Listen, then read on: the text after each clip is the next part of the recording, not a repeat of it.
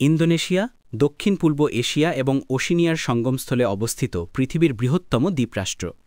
এটি প্রায় ১৭,০০০ দ্বীপের এক বিশাল সমাহার, যার মধ্যে জাভা, সুমাত্রা, কালিমান্তান, সুলাওয়েসি এবং নিউগিনির পশ্চিমাংশ প্রধান। ইন্দোনেশিয়াকে যদি ইউরোপের মানচিত্রের ওপর বসানো হয়, তবে এটি আয়ারল্যান্ড থেকে শুরু করে কৃষ্ণসাগর পর্যন্ত বিস্তৃত হবে, যা এর বিশালতাকে তুলে ধরে।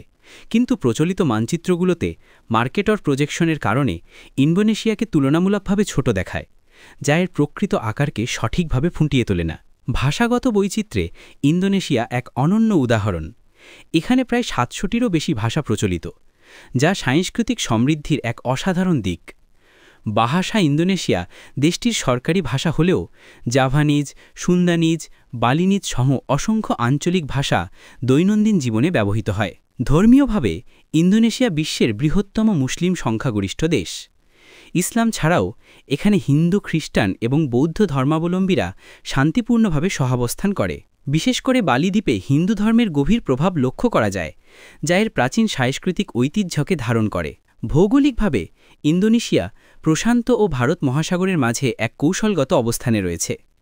পাপুয়া নিউগিনি, পূর্ব তিমুর এবং মালয়েশিয়ার সাথে এর স্থল সীমান্ত রয়েছে, আর ভারত, ফিলিপাইন, থাইল্যান্ড, ভিয়েতনাম ও অস্ট্রেলিয়ার সাথে এর সমুদ্র সীমান্ত বিস্তৃত। কাপুয়াস, মাহাকাম এবং মুসি নদীর মতো বড় নদীগুলো এর ভূমিকে উর্বর করেছে।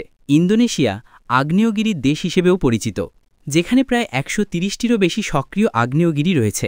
মাউন্ট ব্রোমো, মাউন্ট মেরাপি এবং মাউন্ট রিনজানি এর মধ্যে অন্যতম, আর ৪,৮৮৪ মিটার উচ্চতার পুঞ্চাকজয়া এর সর্বোচ্চ শৃঙ্গ। অর্থনৈতিকভাবে ইন্দোনেশিয়া দক্ষিণ পূর্ব এশিয়ার অন্যতম শক্তিশালী অর্থনীতি।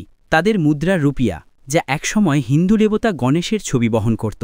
এটি শুধু তাদের প্রাচীন সংস্কৃতি এবং ভারতীয় সভ্যতার সাথে ঐতিহাসিক যোগসূত্রই প্রকাশ করে না, বরং ইন্দোনেশিয়ার গভীর সাংস্কৃতিক ঐতিহ্যকেও তুলে ধরে।